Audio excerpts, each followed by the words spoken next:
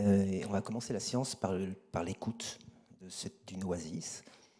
Alors, ce sont des enregistrements qui remontent à, grosso modo, une période ça date de grosso modo 2002-2015 à peu près. Et c'est des enregistrements que j'ai faits moi-même, donc sur place. Je suis ethnologue, donc je fais du terrain. Donc je suis très attaché au terrain, à l'idée de terrain. Et c'était à une époque où je travaillais beaucoup en Égypte. Et j'habitais au Caire à l'époque, Al-Qaïra. Et je travaillais sur le Caire, donc sur les ambiances, sur l'anthropologie urbaine. Mais je travaillais aussi beaucoup à Siwa. Donc je naviguais entre ces deux terrains très différents. Et l'oasis de Siwa est située au nord-ouest de l'Égypte, dans le désert libyque. Et par ailleurs, donc vous allez voir que juste vous dire que vous allez découvrir, la pièce commence, elle dure 22 minutes. Elle commence au Caire. Et très rapidement, on passe au voyage. On arrive dans le désert et on arrive à Siwa, où il y a la plupart des enregistrements, enfin tous les enregistrements qui ont été faits quasiment. Donc voilà, je vous laisse découvrir, puis après on en discute. On parlera après Oasis, on parlera de Siwa.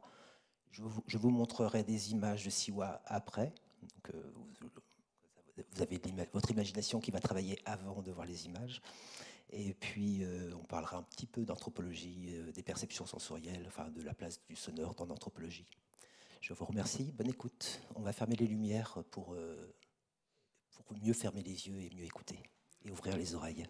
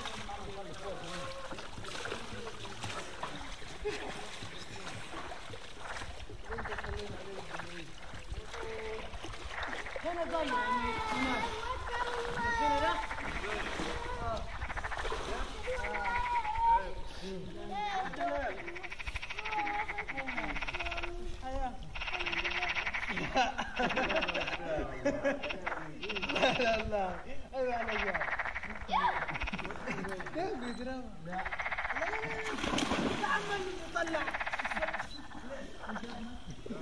لا شايف ده؟ عاوز يتهمني أنا.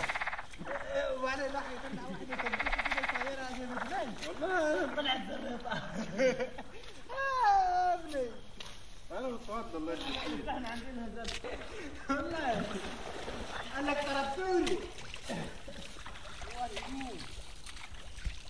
يلا هو. يلا نمشي على طول.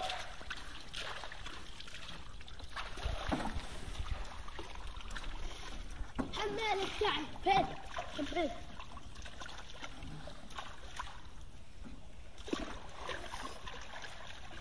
قول له مين بيكلم؟ قول له عمو مين؟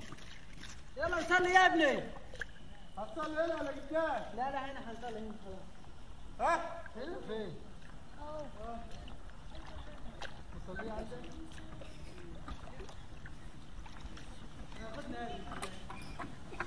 يلا هاي.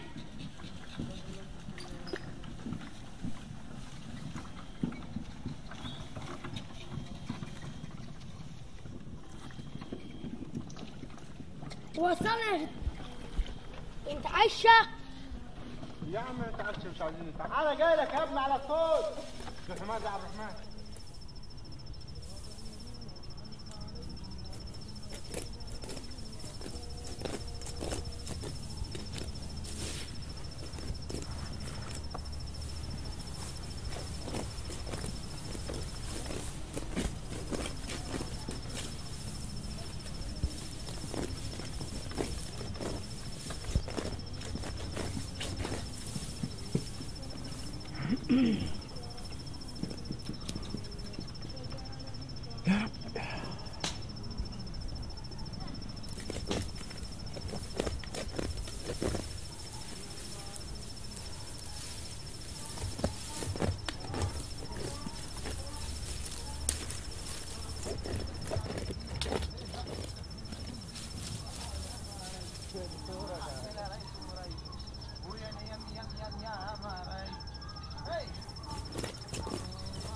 فيديو يا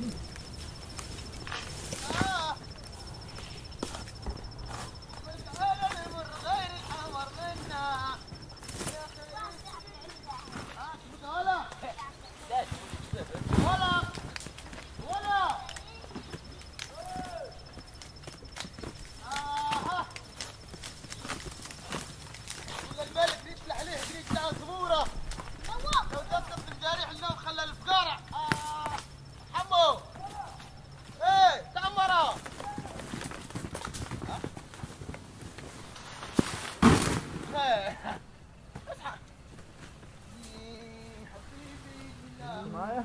ولا لا اختلف يا ولد. عولنا على الحرام قاعد شك بابلك دوام. عولنا انا حامل حاجه. ولا انكر مرتين. يعني يا كلاب. ما تقلش ها؟ سيبك من الغيه يا قلبي سيبك من الغيه. ولا سيبك من الغيه واسمع كان تسبب فيا. وتسبب فيا يا عيني وتسبب فيا. ياه حسيت هواك عنيت وقلبي جرحك جرحي توجع في ولدي للناس جرحي ساكن في قلبي سنين خمسة دمرة يغيو للناو سباخت التوخي سيد مناو الجاك نسيتي يا في مناو كنت قلت لو كنت طيب اللي جاي. يا ناس حمرنا في الحال الناو كنت قلت له يا طيب اللي جاي. كيف زين كيف ربعت الآية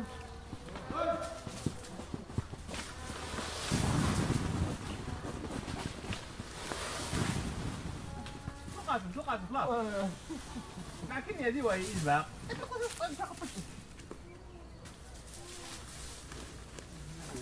لا لا القرآن بعد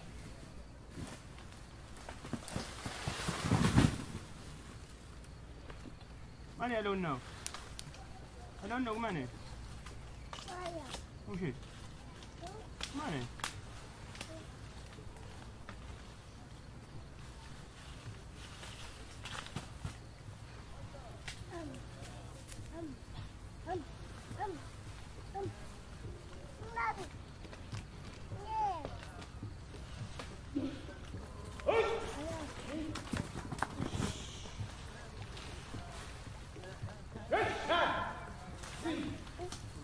زادنا منصور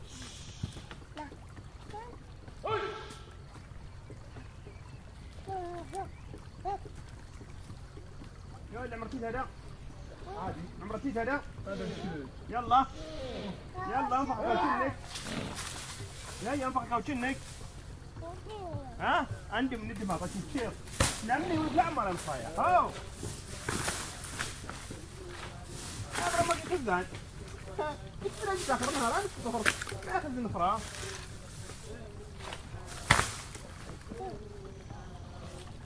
يا موجك مامو ها مامو حنك لانه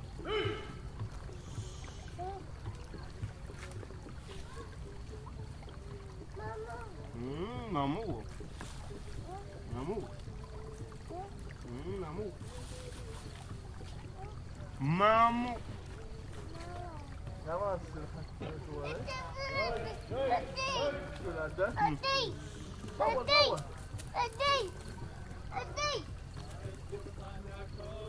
يا ولاد والله قام خربت زفرك يا ولد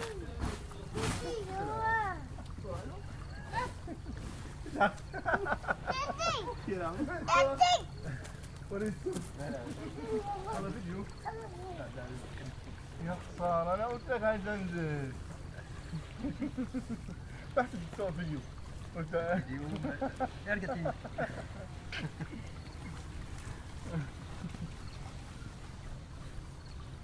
يا ولاد خراب تاكل زفرك صور صور فين؟ خاف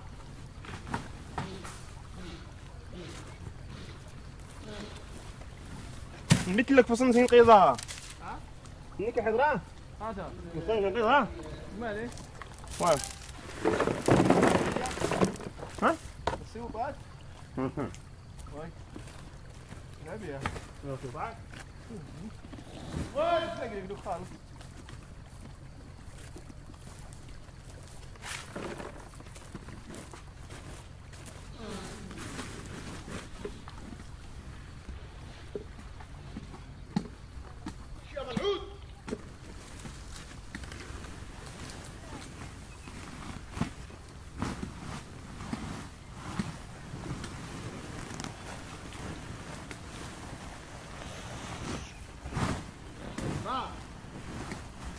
انا عورت يا ولد انا عورت عورت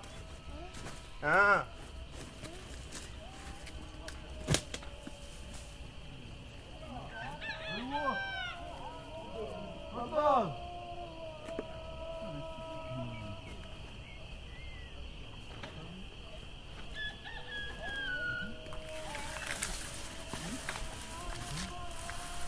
ده البواب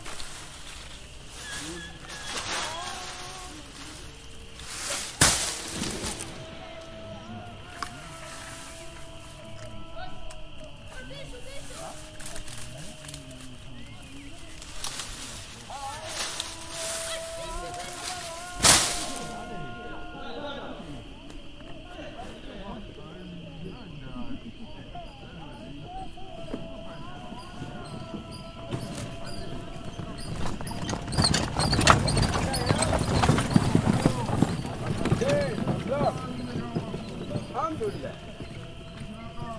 ان شاء الله يا عم الرام ان شاء الله يا مرحبا كيف حالك؟ كيف حالك؟ تمام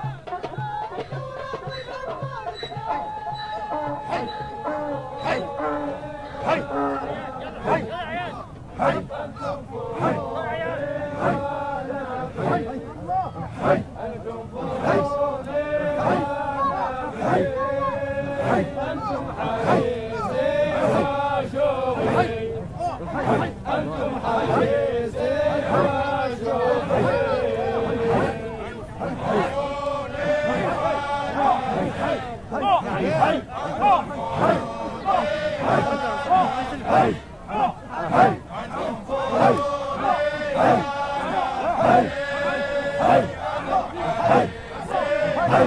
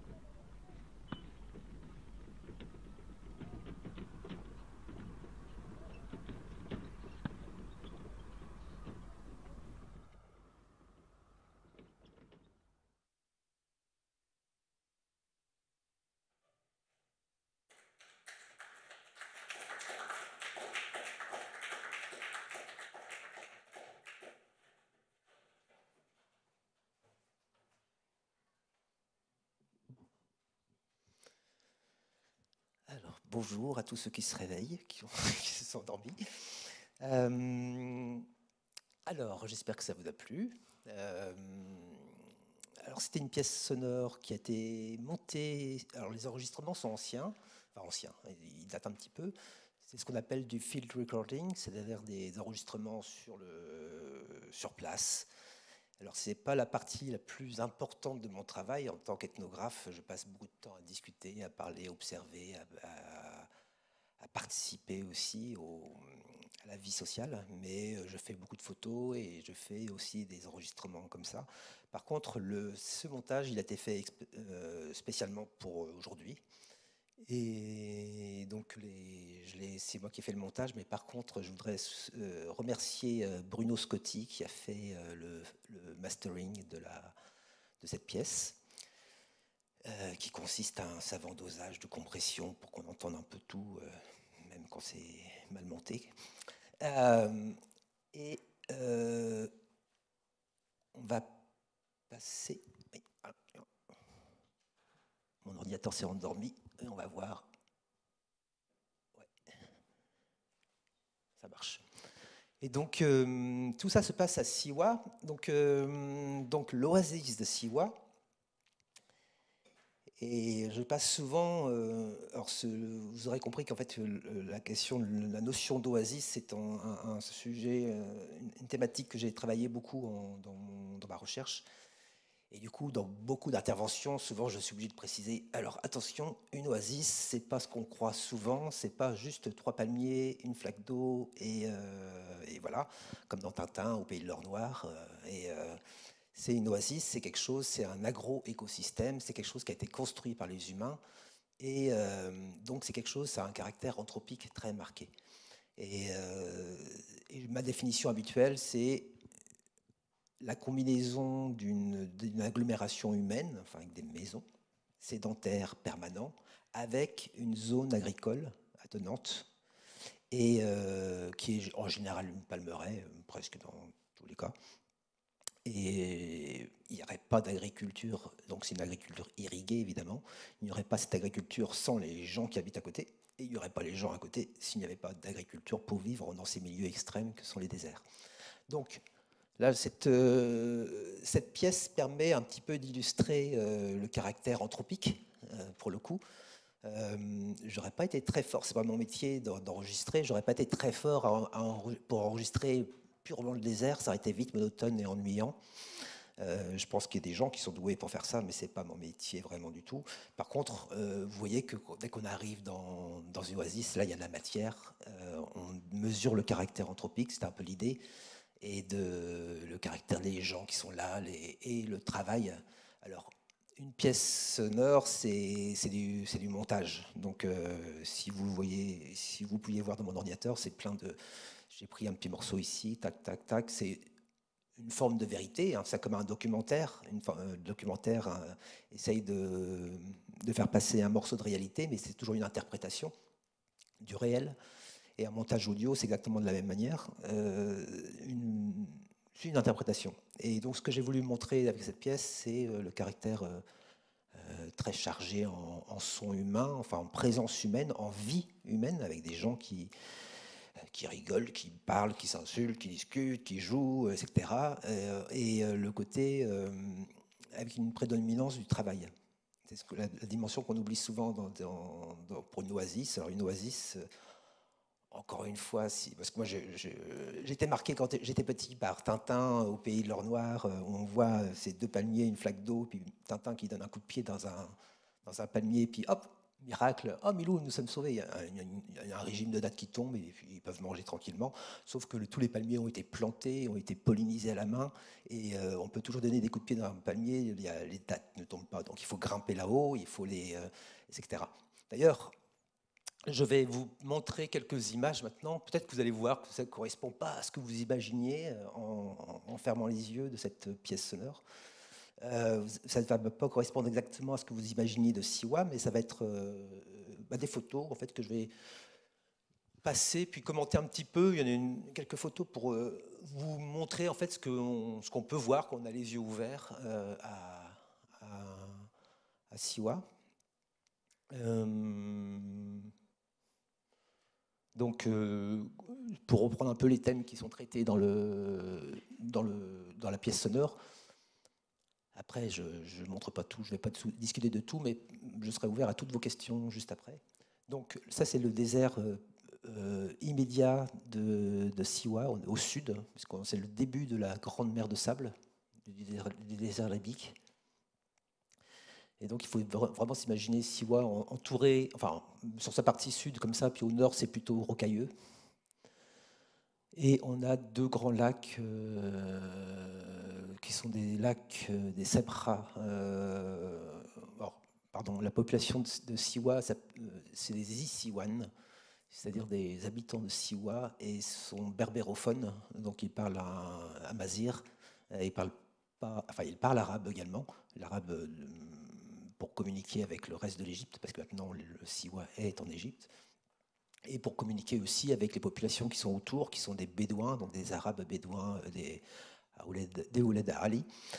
Et donc on a cette oasis, oui, parce qu'évidemment les gens ne parlent pas de Sebra, donc ils parlent de, j'ai oublié le terme, pour parler de ces lacs. Donc c'est des lacs d'eau complètement salée, hein, saturée, on ne peut pas irriguer avec ça. Mais c'est surtout, cette eau elle vient justement des sources d'irrigation. Bon, il y a quelques chiens, des chiens on ne sait pas depuis combien de temps ils sont là, ils ne sont pas du tout acceptés dans l'oasis, mais on les entend surtout la nuit, et ils aboient, et ils y vivent comme des commensaux un peu éloignés des hommes, autour de Siwa toujours. Autour de Siwa, il y a quelques oasis qui ont été abandonnées. Du coup, parfois, il y a des endroits où on a des palmiers qui restent. Bon, là, en l'occurrence, oui, c'était le cas d'ailleurs. Bref. Siwa même. Alors ça, c'est la vieille partie de Siwa, enfin, un des vieux villages de Siwa, Chali. Et là, on voit bien à la fois, c'est au petit matin, la vieille ville qui est passablement abandonnée aujourd'hui parce que les gens se sont installés dans des maisons qui ne sont plus en terre. La palmeraie derrière, donc toute la palmeraie, c'est l'agriculture, on est d'accord, hein, c'est que des jardins. C'est entièrement divisé en jardins et chacun avec des propriétaires, propriétés privées, etc. Tous les palmiers que vous voyez là sont tous plantés, il n'y en a pas aucun qui pousse tout seul. Et immédiatement derrière, on voit le désert. Et pourtant, en fait, à Siwa, quand on est dans Siwa, le désert, il est presque absent, curieusement. Et pour les habitants de Siwa, le désert est loin dans un certain sens, dans le sens où pour eux, ils ne connaissent pas le désert, curieusement. Ils sont entourés de désert, mais ils ne connaissent pas le désert, et surtout, ils n'aiment pas le désert qui est autour d'eux. Ça n'a pas d'intérêt. Pour eux, c'est un peu Bed el-Kelb, c'est le pays des chiens. Un peu, voilà. Mais ça peut être parfois péjoratif. Pardon, excusez-moi. Une partie, la vieille ville, encore, toujours, avec la palmeraie, un autre angle. Au fond, on voit un des deux lacs. Et les parties plus modernes, voilà. Et alors, la présence de l'eau, elle est évidemment essentielle dans une oasis, parce que c'est celle qui permet de l'irrigation. Alors, ce sont des sources anciennes. On a du mal à les dater. Mais il y en a qui ont vraiment des appareillages antiques. Et la palmeraie, enfin l'oasis de Siwa est une très ancienne oasis. Elle était connue avant sous le nom d'oasis d'Amon. Alors Amon avec un seul M, donc ça renvoyait au dieu égyptien d'Amon, le bélier. Après, quand il y a eu la période ptolémaïque, lorsque les Grecs sont venus, c'est devenu Ammon avec deux M, donc, parce que c'était l'endroit où il y en avait un oracle très connu, donc c'était l'oracle des sables, Ammon, voilà. Mais alors c'est un endroit très connu dans l'Antiquité, parce que cette oasis, il y avait cet oracle d'Ammon, qui était l'un des 5 grands oracles de la Méditerranée. Et sans doute qu'il y a eu de très nombreux visiteurs qui faisaient des séjours et séjours de marche à travers le désert pour aller voir l'oracle. Et le plus connu probablement, c'est Alexandre le Grand, alors on n'a jamais su exactement ce que l'oracle a pu lui dire, parce que c'était un peu secret, mais il venait demander, vérifier que Zeus ou Ammon était vraiment son père. Visiblement, il est reparti ragaillardi pour conquérir l'Orient, donc on imagine que oui. Et il s'est fait introniser pharaon d'Égypte juste après, donc voilà, toutes ces sources sont la source de vie un petit peu de Siwa, mais évidemment que l'eau, juste de l'eau, ça ne suffit pas. Il faut du travail. Alors ça, c'est les enfants qu'on a entendu un peu jouer tout à l'heure dans les sources. C'est la source qu'on dit aujourd'hui Cléopatra. Alors ça, c'est un nom plutôt touristique. En réalité, elle s'appelle la source Tet Juba. Tet Juba, c'est la source de Juba. Donc elles sont assez larges. Et voilà. Donc on aime bien en général se baigner après le travail pour enfin un peu tout le monde, les hommes et puis les enfants, avant le tomber du jour. Une autre source, là, ils ont lavé le toc-toc, le triporteur. Et ces fameux. Alors cette oasis, c'est complètement anthropique, artificielle dans un sens. Même si cette oasis existe depuis au moins 2500 ans, elle est artificielle, mais elle abrite aussi maintenant une vie non voulue en quelque sorte, qui n'est pas cultivée, et avec les fameuses grenouilles vertes du Sahara. Et des animaux aussi qui sont là, mais qui sont en élevage, alors qui servent. L'âne, bien sûr, sert beaucoup comme charrette, même si maintenant la charrette commence à être largement concurrencée par le tok-tok, le triporteur, des triporteurs indiens. Voilà.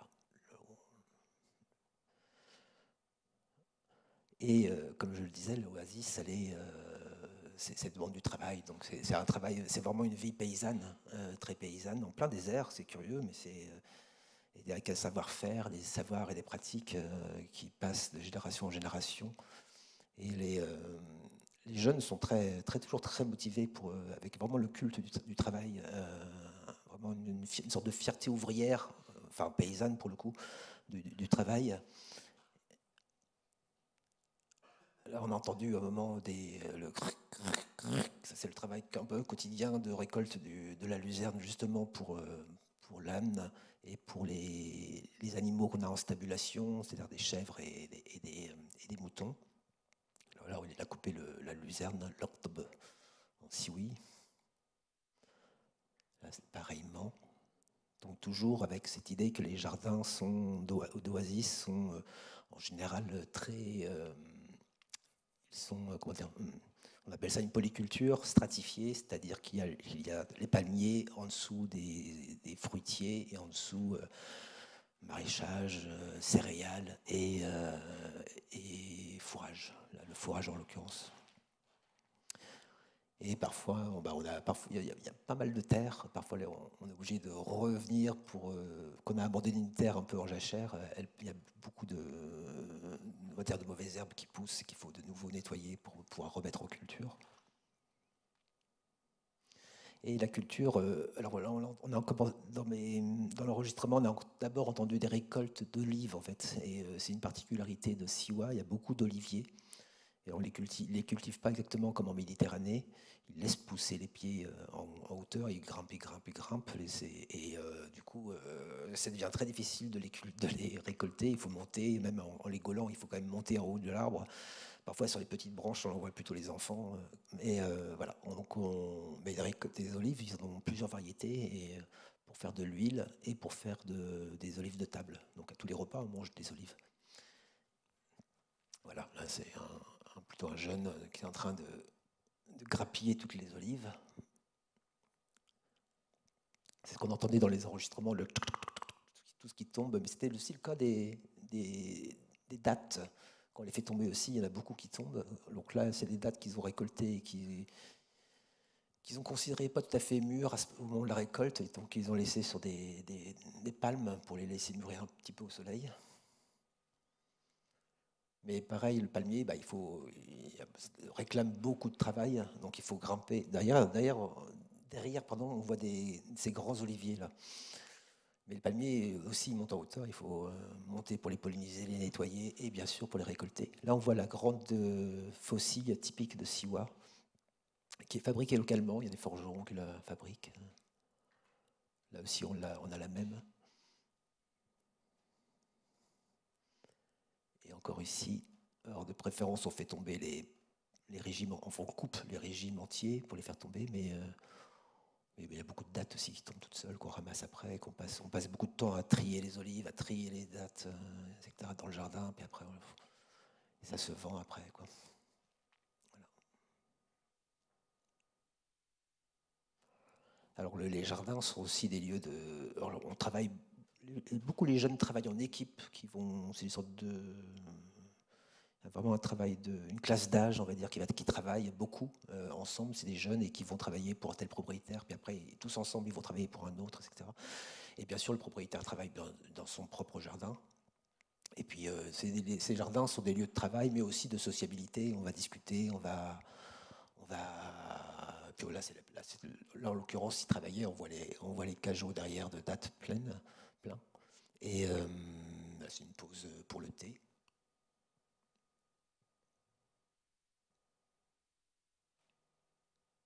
Alors le thé, on en boit tout le temps. Et les enfants aussi, parce qu'on les entendait dans les enregistrements, ils accompagnent souvent pas systématiquement, parce qu'il y a quand même de l'école aussi, Et des tout petits, là, on entendait, dans les enregistrements, on entendait dadam, dadam, dadam. C'est un adulte qui encourage un enfant à marcher. Et, ils accompagnent, ils se mettent sur leur dos, enfin, c'est assez rigolo. Les enfants, ils n'ont pas peur des autres, enfin, ils ne sont pas forcément attachés seulement à leurs parents aussi. Ils passent de main en main sans souci. Voilà, une gamine qui est en train de couper, à qui on a coupé de la canne à sucre et qui s'amuse à en couper pour elle, pour ses sœurs. D'autres gamins qui font les fous. Des gamines tout apprêtées là, pour la photo, exprès habillées comme pour un mariage. Et voilà, là, il y a un petit qui accompagne son père, qui est tout à droite. Et là, c'est pareil, ils étaient en train de défricher une partie abandonnée du jardin, et puis c'est une pause pour le thé. On voit toujours la même faucille derrière dans les mains du jeune. Amgir, elle s'appelle Amgir, cette faucille. Il y en a une d'ailleurs dans l'exposition à la fin. Donc voilà, ça fait un agro-écosystème assez singulier, cette oasis de Siwa, et c'est un lieu de vie. Donc bien sûr, c'est un endroit où on travaille beaucoup, mais on ne fait pas que ça. On vit, on se marie, on fait des enfants, et il y a une dimension aussi de fête. Des fêtes vers la fin de l'enregistrement, il y a 2 moments de fête, on va dire, très différents. Il y a des fêtes de jeunes entre eux dans les jardins. Là, il y a une tolérance de mœurs, on va dire, pour les jeunes qui ont, surtout avant le mariage, dans les jardins, ils peuvent, comme ils y travaillent, c'est un peu chez eux, et du coup, ils peuvent y passer du temps le soir à boire, à fumer, et puis du coup, spontanément, à chanter tous les chants du répertoire de Siwa, en berbère, surtout. Mais il y a eu aussi une dimension de musique, de chant plus spirituelle. Là, c'est une... voilà, j'ai un trou de mémoire, je ne me souviens plus du nom de cette confrérie. Il y a 3 grandes confréries qui sont soufis en fait à Siwa, et chacune a des pratiques différentes. Alors ça en est une. Et un autre moment de rassemblement de toutes ces confréries, c'est une fête annuelle qui s'appelle Aïd al-Siyaha. Alors curieusement, parce que Siyaha, ça ne désigne pas, en fait, en arabe, aujourd'hui, en arabe contemporain, c'est le tourisme, mais ce n'est pas la fête du tourisme du tout, c'est plutôt la fête d'une... comment, je ne sais même pas vraiment traduire. Ça serait plutôt avec l'acception d'une sortie, parce que c'est le moment où les gens sortent de chez eux, et ils n'habitent pas pendant 3 jours chez eux, mais ils vont camper à un endroit d'Akrur, où donc les différents villages de Siwa, les gens vont se retrouver à un endroit précis, et pendant 3 jours vont habiter là, et surtout faire une sorte de fête le soir, mais très religieuse, avec des pratiques très soufis, et c'est ce qu'on entend à la fin avec le haï, haï, haï, haï, c'est la vie, etc. Et ça, c'est tous les hommes qui sont entre eux. Peut-être que j'ai une photo, je ne sais plus. Alors ça, c'était une préparation. Ah oui, alors j'ai oublié de dire, pardon. Cette photo, c'est des grands repas qui sont faits pour... Il y en a beaucoup plus de ces grands faitous, de ces grandes marmites. C'est pour nourrir les gens qui sont passer quelques petits moments ensemble, c'est quelques jours ensemble. Et voilà, c'est le soir ou la nuit, il y a des grandes prières communes, et c'est des grandes assemblées de gens qui vont faire des pratiques typiquement soufis, en fait, de se mettre en cercle, et il y a plusieurs très longs chants. Alors, j'aurais pu vous en passer des heures, mais j'ai passé juste 30 secondes. Et voilà pour ce petit voyage visuel après le Summer dans Siwa, avec, juste mentionné, je parlais de ces lacs qui étaient pleins de sel. Là, en l'occurrence, on peut même récolter le sel. Il y a vraiment des banquises de sel, en fait. Et voilà, je suis arrivé au terme de la petite visite. Alors, pourquoi on peut passer quelques minutes avant vos questions à se demander mais pourquoi on s'intéresse, pourquoi j'enregistre des sons. C'est pas une pratique très commune, pas très partagée parmi les ethnologues. Habituellement, on enregistre sur nos carnets, donc j'ai toujours un carnet avec moi. On prend des photos éventuellement, quelques-uns, on fait des films aussi en ethnologie. Le son, c'est plus rare, ça arrive, hein, mais c'est plus rare. Alors ce qu'on enregistre souvent, c'est les entretiens. Pas toujours, pas systématiquement, parfois politiquement c'est compliqué, et puis ça dépend des sujets, etc. Mais on peut enregistrer des entretiens pour pouvoir mieux les réécouter derrière, mieux comprendre ce que les gens nous ont dit, et puis analyser le discours, etc. Mais enregistrer des ambiances, plus rarement, mais ça c'est une chose que j'avais faite un peu, que j'ai commencé à faire dès mon premier terrain, en fait, qui était en Algérie, dans le sud de l'Algérie, à Djanet, en zone Touareg. Et je m'étais acheté, bon, j'étais étudiant encore, je m'étais acheté un petit dictaphone pour enregistrer les entretiens. Et finalement, je crois que j'ai enregistré aucun entretien avec mon petit dictaphone. J'ai tout marqué dans mes carnets, mais pas d'entretien. Par contre, je trouvais ça fascinant en fait de découvrir. Alors, bien sûr, c'est une oasis. J'étais jamais sorti d'Europe, donc une oasis, je trouvais ça incroyable. Le désert qui était autour, incroyable, mais aussi pas seulement dans sa dimension visuelle, mais aussi sa dimension sonore. Et du coup, j'avais enregistré. Alors, il pouvait y avoir un peu des fêtes le soir, etc. Mais juste les ambiances, les oiseaux. Donc, depuis, j'ai toujours accompagné mes voyages, enfin, ou mes terrains, avec un enregistreur. J'ai eu plein de modèles différents. J'ai toujours essayé d'avoir des petits parce que je ne suis pas pro et je ne peux pas m'encombrer de grands micros, etc. Et de grands appareils compliqués. Mais par contre, j'ai des tonnes d'enregistrements comme ça. Donc là, j'ai décidé de faire ce petit montage sur Siwa, mais des sons, j'en ai beaucoup plus en fait sur Siwa. Et alors pourquoi ça pourrait être, j'aurais pu en rester là avec ces sons comme une sorte des prises de son, de field recording, comme un peu comme on fait des photos, un peu des sortes de cartes postales, une sorte de carte postale sonore, on va dire. Mais c'est en travaillant en fait au Caire où j'ai eu d'un seul coup. Là, je travaillais. Bon, parfois, je suis un peu schizophrène. Je travaille sur des choses très différentes en même temps. Et en l'occurrence, en Égypte, je travaillais aussi sur le Caire et dans une anthropologie urbaine. Donc, c'est un autre domaine, on va dire. Et de l'appréciation des espaces publics, les pratiques des espaces publics. Et quand je discutais avec les habitants du Caire pour expliquer comprendre pourquoi ils sortaient de leur quartier pour aller dans tel quartier sortir, ou dans tel jardin public, etc. Il y a beaucoup la réponse en général était El Gao. El Gao, c'était l'ambiance. Et du coup, d'accord, mais ça ne me disait pas grand-chose.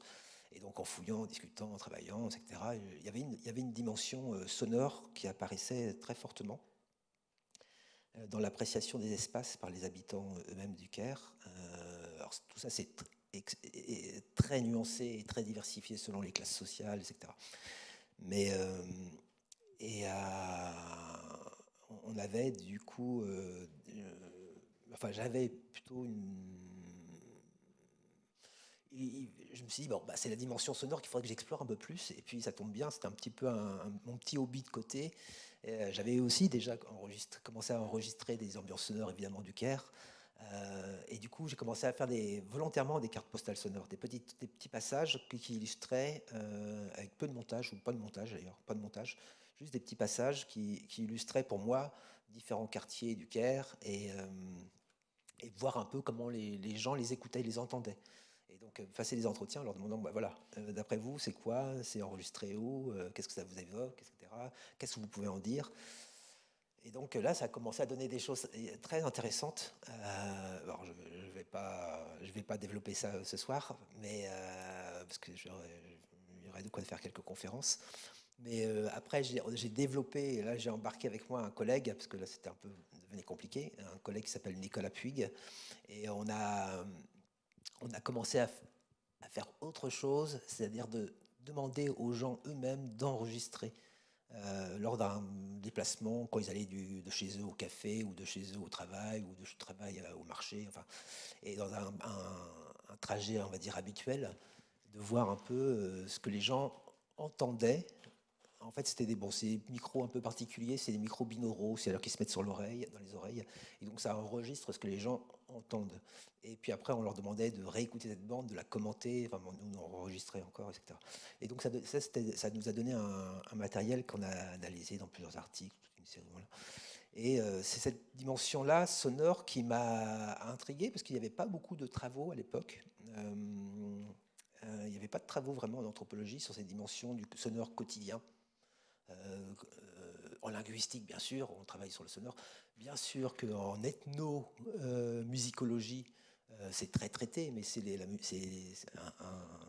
une partie petite, une portion congrue de la réalité de nos ambiances sonores, c'est juste la musique. Et c'est vraiment quelque chose de particulier. Mais tout le reste était assez peu traité. Et du coup, j'ai décidé de travailler un petit peu plus. Et puis, je me suis vite rendu compte que c'était aussi quand les habitants du Caire me disaient El Gao, pour eux, ce n'était pas non plus que le sonore. Donc, il y avait d'autres choses pour désigner cette ambiance, El Gao.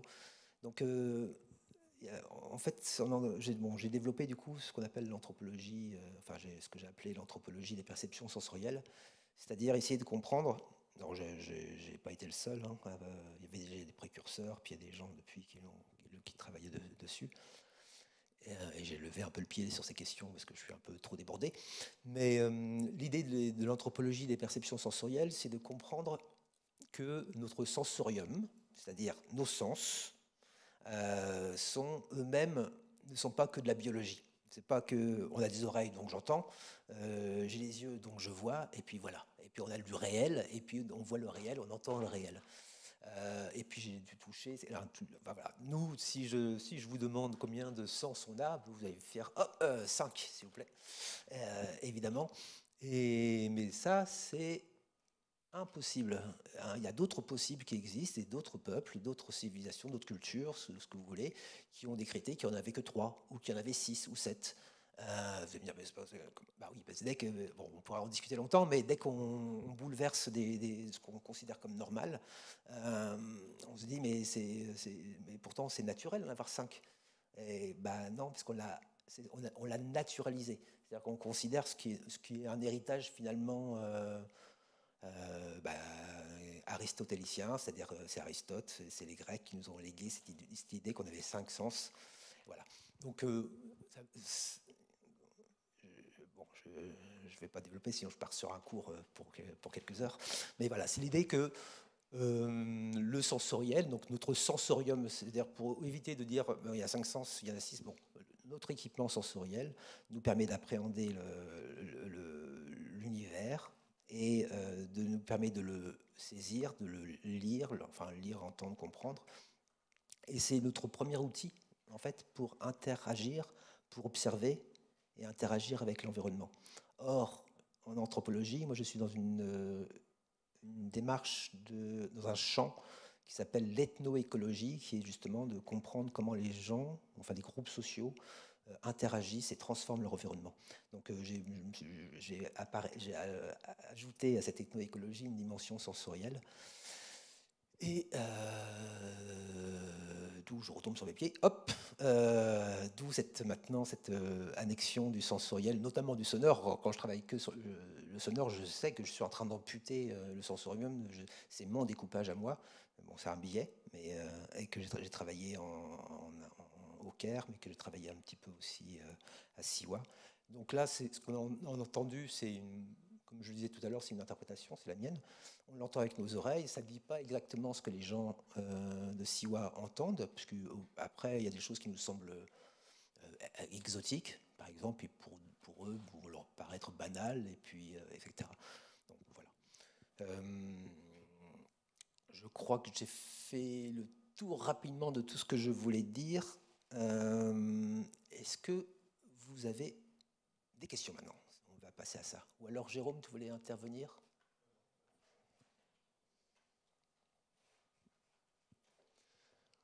N'hésitez pas. Je me posez n'importe quelle question, mais je ne répondrai pas à tout, parce que je ne suis pas omniscient. Donc, quand je ne sais pas, je dis.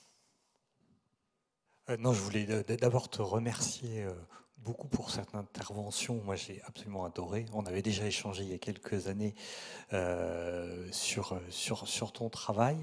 Moi, je vois pas mal de parallèles. Est-ce qu'on peut faire en écologie, étonnamment, parce que la plupart des interventions qui est ici concernent le non-humain. Et là, c'est la première fois qu'on a cette... justement, je voudrais pas dire vision, mais j'arrive pas.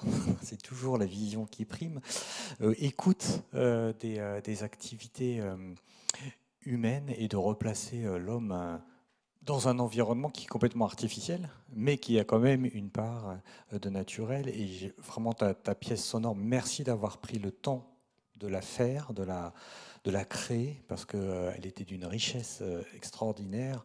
On pourrait tout redécomposer, savoir voilà, qui fait quoi. Moi, évidemment, j'ai entendu les grenouilles, j'ai entendu les grillons, j'ai entendu la végétation. Bien des grillons alors. Ouais, bah, je pense. En tout cas, une écoute un peu biaisée. Juste, moi, c'est une question qu'on pose très souvent. Comment t'es arrivé là? Comment tu es arrivé en Algérie, alors dans le sud de l'Algérie? Pourquoi? L'avion? Ouais. Pourquoi un intérêt pour ces milieux désertiques? Qu'est-ce qui fait que c'est une question très personnelle, tu n'es pas obligé de répondre, mais d'une manière vraiment de ton expérience, de ton histoire de vie, tu es arrivé à étudier j'allais dire ces milieux, c'est encore un biais, mais ces humains dans ces milieux. Alors, je vais répondre sur la thématique, pourquoi je travaille sur ce thème et pourquoi après les oasis en particulier. Moi j'ai un parcours un peu étrange, enfin, bon, je ne suis pas très vieux encore, mais en fait quand j'ai fait mes études, il n'y avait pas vraiment de formation pluridisciplinaire encore, ça n'existait pas trop dans les années début 90. Et ce qui me passionnait à l'époque, c'était la biologie. Donc j'ai fait de la biologie, comme à l'époque Doc B, licence et maîtrise, biologie des organismes et des populations, etc. Et j'adorais ça. Je me suis, au fur et à mesure, je suis parti vers l'écologie et la botanique, c'est ce qui me plaisait le plus. La génétique un peu des populations aussi.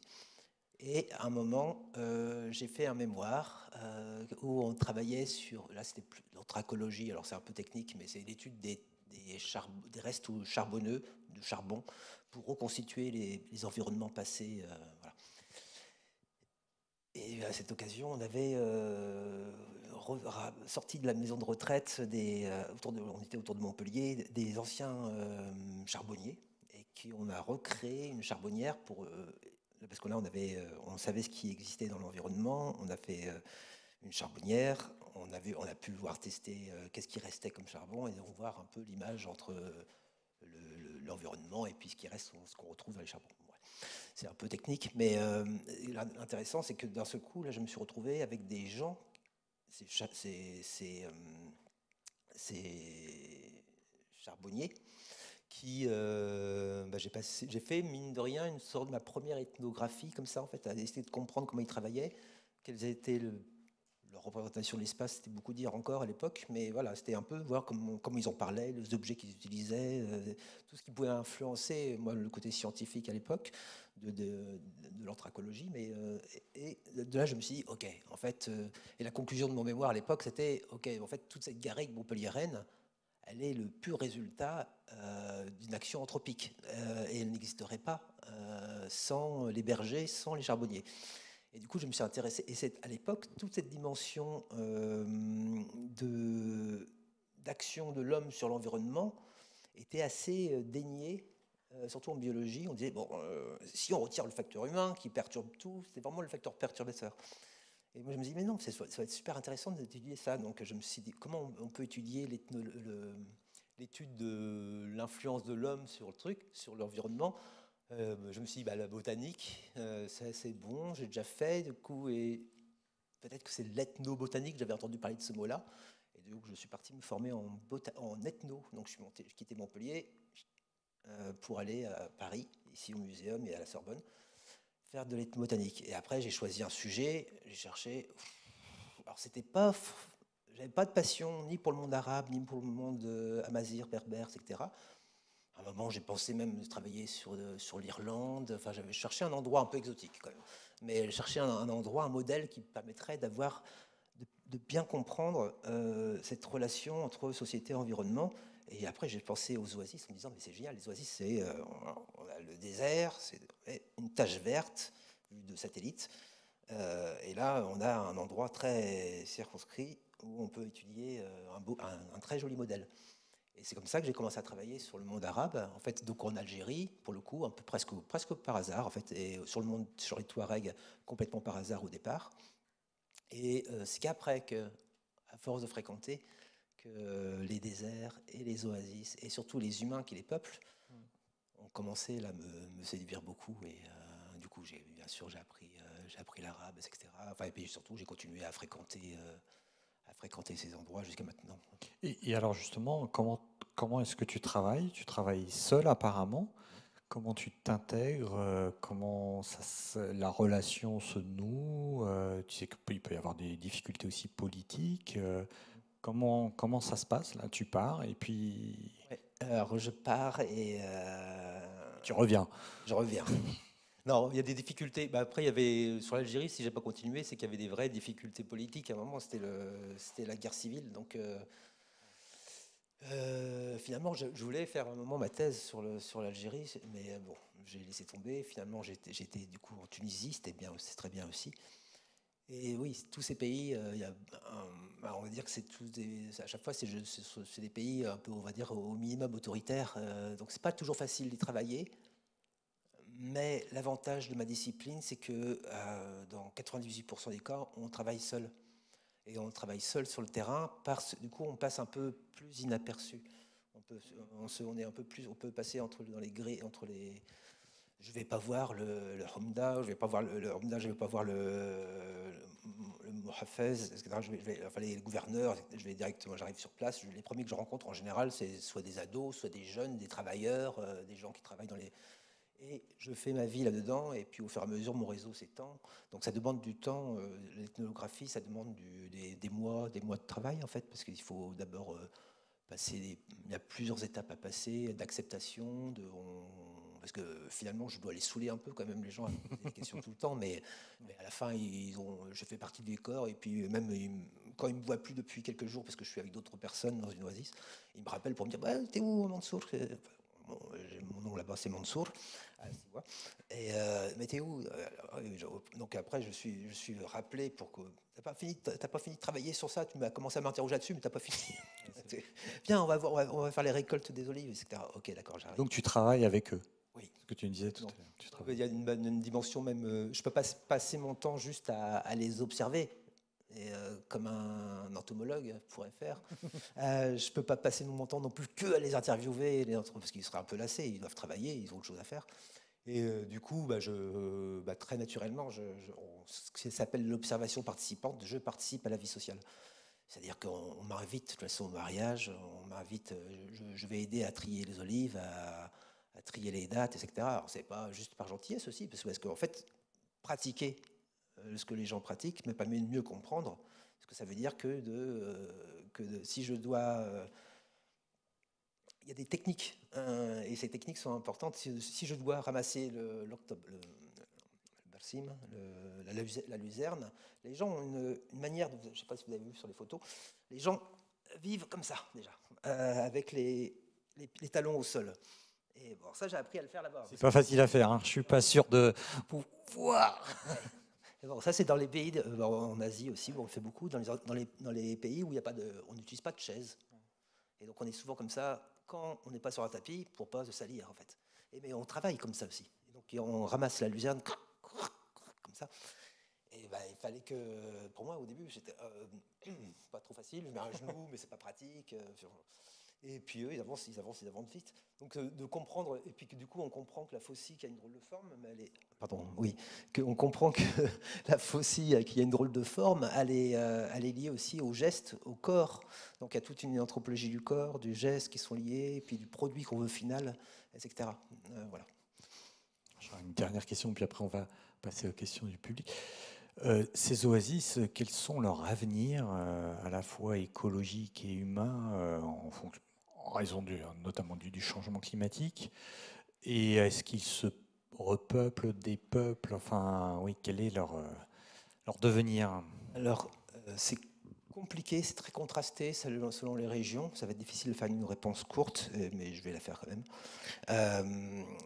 C'est que bon, ce sont des agro-écosystèmes, c'est-à-dire que sans le travail humain, ça s'effondre. C'est une oasis comme ça, si vous l'abandonnez, en quelques années, il y a les palmiers qui vont continuer un peu à vivre, certains, mais il faut apporter de l'eau, il faut apporter du travail, etc. Donc tout le côté terroir va disparaître.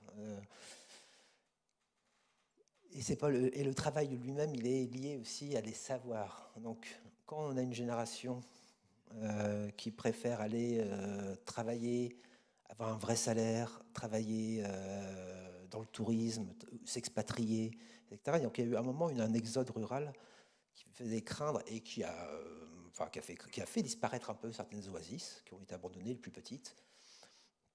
Et donc, voilà, dès que les gens partent, ça disparaît. Mais il y a aussi, dès que les gens se détournent du travail agricole, par exemple, pas mal en Arabie Saoudite, ça continue d'exister, mais ça existe au fur et à mesure, ça existe de moins en moins parce qu'ils emploient des personnels étrangers qui ne connaissent pas forcément l'agriculture. Alors ils leur disent comment faire, etc. Et du coup, là, ça perd un petit peu de son efficacité en fait, en termes de système agro-écosystème. Et puis après, il y a des raisons de changement climatique. Alors là, ça va être très difficile à prévoir à l'avance. Je ne sais pas mon domaine du tout de compétence, mais ce qu'on peut prévoir. Mais il peut y avoir des augmentations des températures. On se dit, bon, ça va, il fait déjà 40 ou 50 degrés. Si on augmente de 2 degrés de plus, ça ne change rien. Mais en fait, les biologistes, les co-commissaires avec moi de l'exposition des airs et qui est plus sur la botanique ou la zoologie, me disaient que, mais en fait, parfois, augmenter de 1 ou 2 degrés, ils sont déjà au taquet, en fait. Donc 1 ou 2 degrés de plus, et ça meurt. Donc je ne sais pas comment on va réagir. Ça, ce système, il est très, avec cette polyculture stratifiée, ça permet de tamponner les effets du. Il fait quand la température monte, ça monte moins fort et plus doucement. Quand ça sèche parce qu'il y a des vents, etc. Ça tout permet de tamponner. C'est vraiment une sorte de bulle écosystémique. Mais quand même, cette bulle, elle reste fragile, quoi. bien sûr. Et sans compter les problèmes d'exploitation en eau aussi, ça c'est un autre domaine où on va aussi, c'était une des premières raisons, c'est la surexploitation des ressources en eau qui risque de mener à cause de forages qui empruntent à des techniques minières, pétrolières, etc. On surexploite les eaux et là on ne sait pas trop. Ok, d'accord. Plus risqué finalement qu'une augmentation de température. Ouais, un peu tout combiné, on va dire que. D'accord. Est-ce qu'il y a des questions?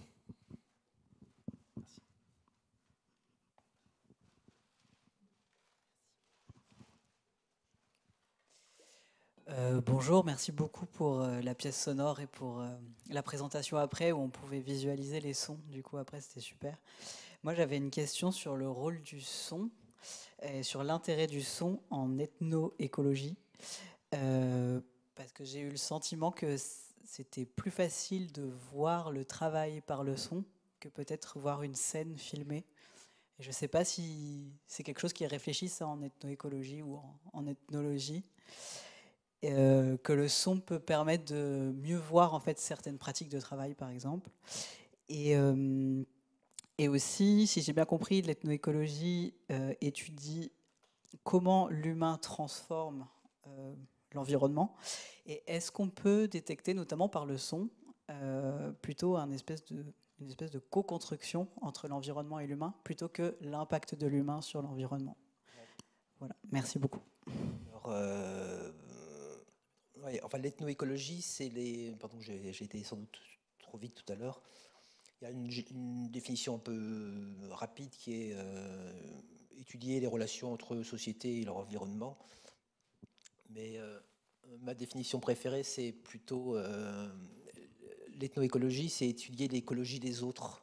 Alors c'est un peu là, c'est un peu plus long, un peu plus obscur.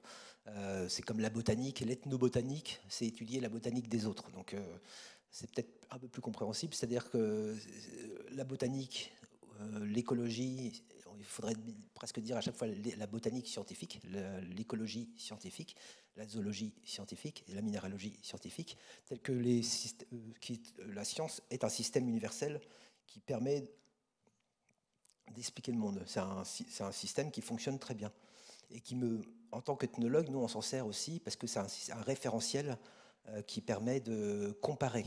C'est-à-dire que si Prunus armenica se dit comme ça dans telle population, je sais qu'au Japon, ils vont le dire autrement, et en français, on va le dire autrement. Mais donc le rapport, le point focal de référence, ça va être le nom scientifique latin qui change d'ailleurs parfois, mais les acacias d'avant maintenant s'appellent Vachellia, etc. Bon. Mais par contre, on en connaît l'origine, etc. Bon. Donc l'écologie, c'est pareil. L'écologie, c'est essayer de comprendre, pour l'écologie scientifique, c'est essayer de comprendre comment l'ensemble du monde fonctionne, grosso modo.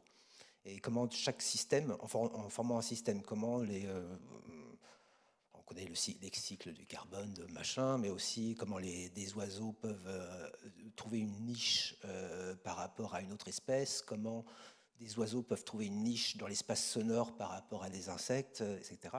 Une autre espèce va prendre. Voilà, il y a toute une dimension de système et de fonctionnement. Voilà, donc la science a sa propre écologie, mais chaque peuple et chaque personne, enfin chaque groupe social, y compris nous en France, d'un point de vue vernaculaire, populaire, on a notre système écologique, enfin notre pensée écologique, qui nous permet d'agir sur l'environnement et de le comprendre. Et donc voilà, c'est ça. Du coup, ça permet de répondre à votre question qui est c'était quoi? Ah oui, sur la dimension sonore. Comment le sonore peut aider à comprendre? Alors je suis d'accord, ça peut. Alors encore une fois, il n'y a pas beaucoup de gens qui travaillent en ethnoécologie avec le son, hein, parce qu'il y a chez les ethnologues des gens qui travaillent sur le son. Curieusement, ils sont plus dans le monde urbain. Voilà. Mais encore une fois, il n'y en a pas beaucoup. Mais sur la dimension, on va dire, des systèmes agraires, de l'agriculture, des terroirs, de l'environnement, etc. C'était le sonore, oui, permet effectivement. Moi, je trouve qu'il y a le son a une. Bon, il y a une dimension personnelle, c'est le côté affectif qui est très fort, je trouve, qui ressort beaucoup plus. Mais d'un point de vue analytique, également, effectivement, on se rend compte. Si j'avais juste pris la photo, ça ne bouge pas. Si j'avais pris la vidéo de la personne qui est en train de travailler, qui est en train de... je reviens sur le même exemple, celui qui est en train de couper sa luzerne tous les jours, c'est un geste répétitif, il ne pense même plus, il fait autre chose, il discute avec le voisin en même temps. Et je vais juste le voir et puis je vais... voilà. Mais quand on l'écoute, on entend le... Et puis j'entends en fait qu'il est en train de racler en même temps le sol. C'est-à-dire qu'il est vraiment...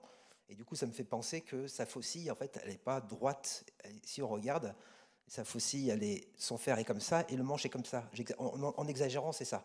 En fait, c'est un petit peu comme ça parce que ça permet en fait de couper au ras. Alors, parce que pour lui, le travail bien fait, c'est couper au ras du sol, comme pour le désherbage de la même manière. Il faut couper vraiment au ras du sol et sans se racler les doigts contre le sol. Et donc, bon, voilà, c'est juste un tout petit exemple, mais ça permet de comprendre, mais aussi la dimension. Il y a plein de choses avec ces enregistrements sonores. On prête attention effectivement à une dimension où, dans notre culture en Occident et aussi en sciences très fortement, on s'intéresse d'abord au visuel. Et c'est toujours chez nous, c'est vraiment pavlovien, quoi, hein. Si on veut faire la preuve, elle est visuelle. Si je veux vous montrer quelque chose, on va vous faire un graphique qui est visuel, etc. Et la preuve, elle n'est jamais, même dans nos tribunaux, la preuve, elle n'est pas tellement sonore. Parce que sonore, on dit, oh, ça peut être un mirage, on ne sait pas trop bien. Ça peut être une illusion. Mais par contre, pourtant, le sonore permet effectivement de mieux comprendre comment les gens s'interpellent, discutent, jouent avec des effets d'écho parfois, de réverbération, et puis la structure, même ça intervient évidemment sur la dimension temporelle. Il y a peu de gens qui ont une montre et qui l'utilisent. En fait, on n'a pas vraiment à Siwa, par exemple, mais c'est vrai dans beaucoup d'oasis où je travaillais. Ce qui permet de rythmer la journée, c'est les appels à prière. C'est vraiment, il y en a une le matin, au lever du jour, puis à midi, on sait, Ça, c'est le moment où on va faire la pause, parce que ça tombe. Alors, c'est évidemment toujours le jour solaire, mais les gens dans l'agriculture sont calés sur un calendrier solaire. Et on va avoir et puis c'est pareil, pour arrêter de travailler le soir, c'est l'appel à la prière du Maghreb ouais, un peu bon, c'est pas sur l'image, vous l'avez déjà vu, c'est pas très important. Ah si, elle revient quand même. Voilà, pardon, je ne sais pas si j'ai bien répondu à votre question. Si je peux commenter, parce que j'ai l'impression que dans ta pièce sonore, on suivait plus ou moins une journée aussi, ouais, ça, plus ou moins quand même, avec la fête le soir. Ouais, c'est plutôt le fin de journée, on va dire. Les grillons, pour moi, sonnent la fin de la journée, et que le rythme de la journée, jour, nuit, et des saisons s'entend aussi beaucoup, et que ce que l'on fait, nous, sur le suivi de système naturel, on pourrait très bien le faire ici à l'échelle des paysages sonores que toi tu as appelé, je crois, enfin plutôt carte postale sonore aussi, ou plutôt ambiance sonore, et qu'on pourrait enregistrer finalement de manière très continue et d'entendre les variations de l'activité humaine dans ces oasis au cours des jours, enfin de la journée, de la nuit, et puis des saisons. Et pour faire un autre parallèle avec ce que l'on fait en écologie, tu parlais de sensorium. Nous, on utilise souvent Umwelt, voilà, qu'on utilise aussi, et qui est un concept qui a été mis en avant par Jacob von Uxel au 19e, et en référence à une tique.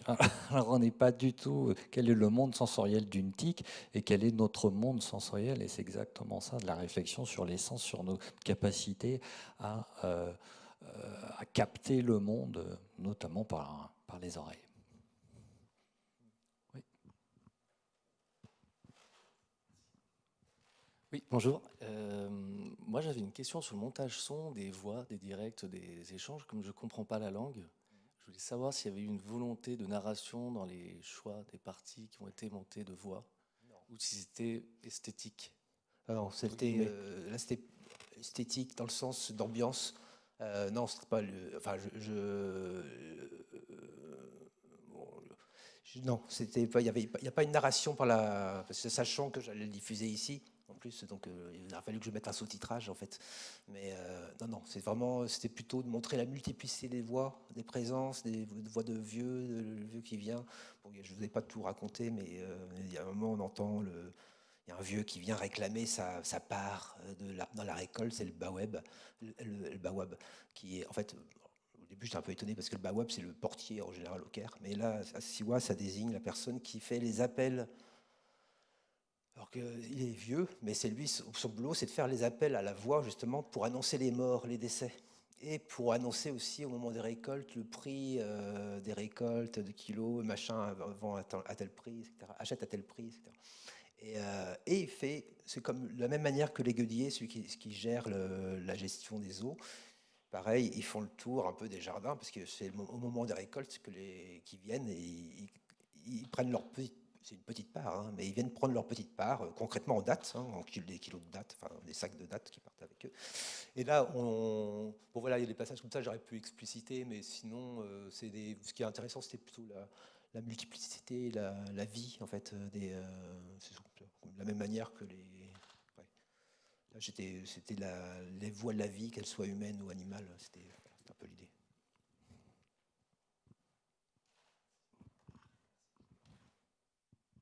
Est-ce qu'il reste encore un commentaire, une question? Oui, c'est pour préciser par rapport à ce que vous disiez en ethno-écologie, le rapport au son, il n'est pas pris au sérieux d'un point de vue scientifique, entre guillemets. C'est pour ça que c'est un médium qui est moins privilégié. C'est-à-dire qu'en réalité, il fait trop appel à l'émotion, au sensible, et du coup, il n'est pas vraiment usité en ce sens, ou pourquoi? Ouais, non, pas tout à fait quand même, c'est vrai que ça serait un peu exagéré. C'est pas tellement qu'on le prend. C'est difficile de faire peur à des ethnologues sur le manque de sérieux, mais c'est non, parce que ça c'est vrai de la science en général, y compris on a du mal, enfin, je pense que le côté. Le sonneur a du mal tant qu'on n'a pas vu la bestiole, on ne va pas vouloir dire ah non, on ne peut pas dire que c'était l'espèce parce qu'on ne l'a pas vu. Mais on l'a entendu. Non, ça ne marche pas, ça ne suffit pas. Bon, en ethnologie, non, on est quand même plus souple. Mais bêtement, c'est qu'on a des... Ben voilà ce que je vous expliquais tout à l'heure. Une des techniques les plus classiques dans l'anthropologie, enfin de l'ethnographie, c'est l'observation participante. Donc, observation participante. Et c'est pas de l'écoute participante, c'est pas autre chose. C'est toujours... Et non, c'est juste qu'on a des... L'ethnologie s'inscrit dans les sciences sociales, dans les sciences humaines, dans les sciences tout court, et on participe du même ethos, un peu qui est les mêmes paradigmes qui sont la science, ça passe d'abord par le visuel. Mais après, du coup, bêtement, on n'y pense pas. Enfin, je crois que c'est surtout qu'on n'y pense pas et qu'on ne nous apprend pas non plus.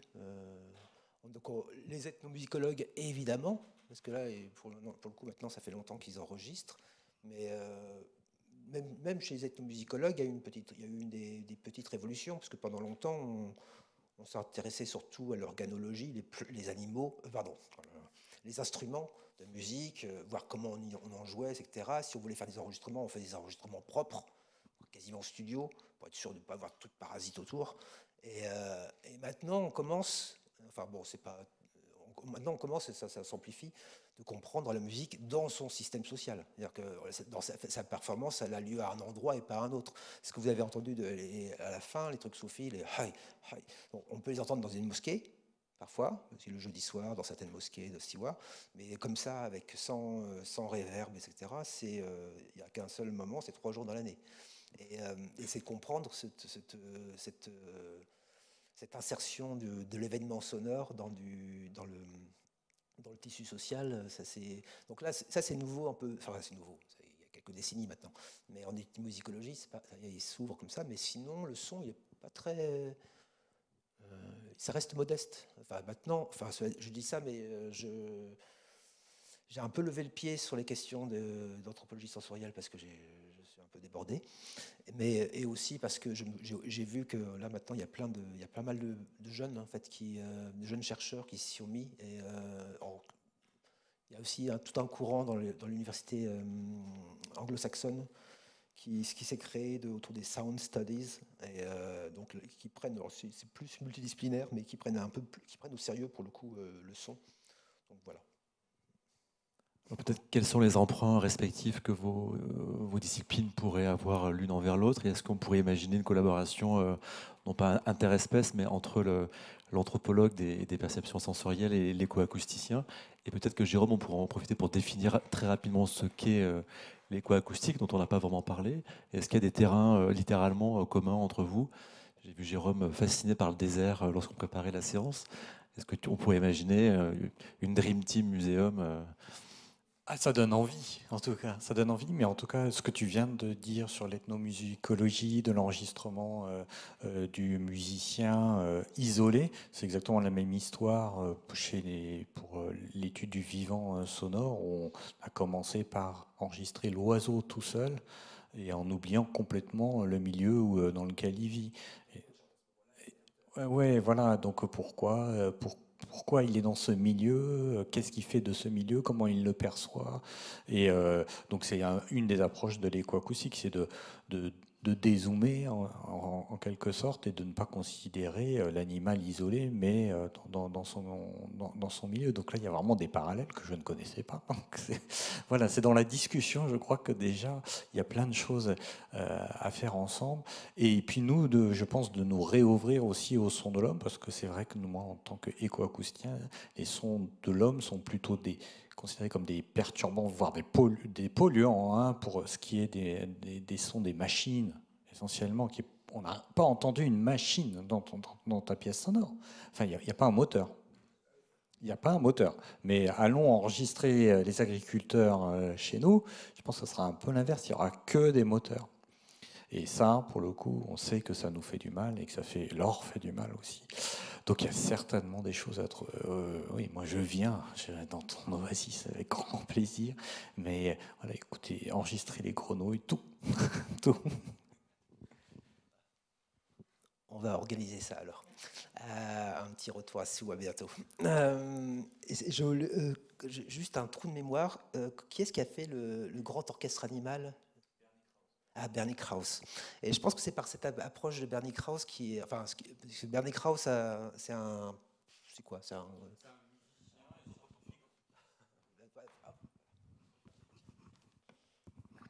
Bernie, qui était là il y a 2 jours, il est à l'origine musicien de studio, d'intérieur, et il est devenu un musicien d'extérieur, j'allais dire, en enregistrant les paysages sonores. Justement, c'était dans sa pratique la différence qui a fait qu'il n'a pas cherché à enregistrer les oiseaux de manière isolée, mais qu'il enregistrait sur des plans larges, en fait. Et là, l'idée, c'est qu'il avait un de ses derniers livres, ou son dernier livre, je ne sais plus, c'est le Big Animal Orchestra, ou le grand orchestre animal, qui est, pourquoi il parle d'un grand orchestre, c'est qu'il considère que tous les animaux, en fait, jouent chacun, sont comme des solistes dans un orchestre, et où chaque espèce a un soliste, en quelque sorte. Et puis, chacun a sa place dans la partition. Et on peut, parce qu'on réfléchit, les écoacousticiens réfléchissent en termes de niche sonore. Il y a des endroits où on peut jouer. Quand il y a trop de bruit en ville, on a vu que certains oiseaux pitchent un peu leur voix, en fait, pour pouvoir se faire entendre, et plus fort aussi, ce qui est épuisant pour eux. Et ce que lorsqu'on entend les mêmes espèces à la campagne, du coup, ils réduisent, et moins fort. Parce que voilà. Donc il y a un truc, cette dimension-là, on pourrait très bien l'appliquer à l'humain si on prend des paysages sonores anthropiques, comme les oasis, enfin, c'est un mélange de... Et on va voir que... je pense qu'on peut très bien l'appliquer. Je pense que ça fonctionne déjà sur de l'urbain, qui est... Bon, le Caire est...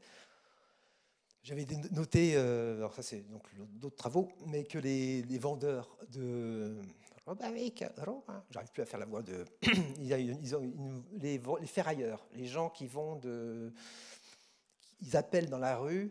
parce que c'est dans un quartier, le quartier du centre-ville, c'est on va dire structurellement c'est haussmannien, même si c'est pas les mêmes architectures.